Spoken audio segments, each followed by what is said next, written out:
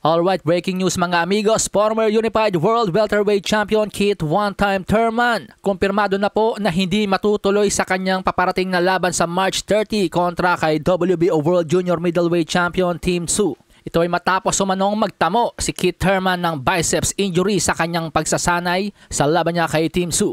Sayang po mga amigos sapagkat 2 taon na pong bakante itong si Keith Thurman. Ito pa lang sana yung kanyang unang laban matapos ang 25 months layoff. Dati nang binabagabag si Keith Thurman ng mga injuries kaya't hindi ito nakakalaban palagi. Pero bilang substitute po para kay Keith "One-Time" Thurman, the towering inferno Sebastian Fundora, ang 6'5.5" super welterweight contender, ang siyang papalit kay Keith Thurman upang sagupain si Tim Tszyu sa March 30. So balit malaking problema ito para kay Tim Tszyu mga amigos sapagkat sa kanyang training camp ang kanyang pinaghandaan ay isang orthodox fighter. Sapagkat kanan nga pong lumaban itong si Keith Thurman tapos mapapalitan ngayon ng isang southpaw. Tapos pressure fighter pa, ang tangkad pa.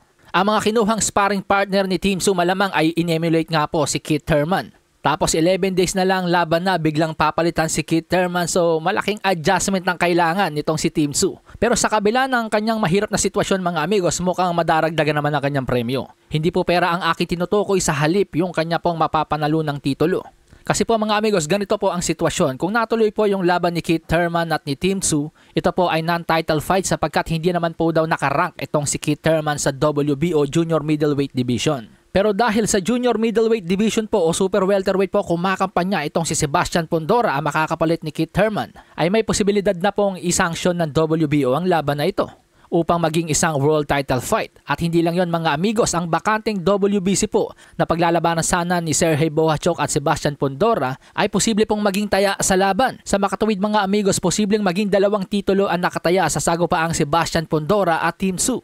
As of now, ayon sa report ni Mike Coppinger, hinihintay na nga lang daw po ang approval ng WBO at WBC para isanksyon ang laban na ito. At kapag nabigyan nga po ng green light, isang Unified World Super Welterweight Champion ang uuwi sa sagupaang Sebastian Fundora at Tim Tszyu sa March 30.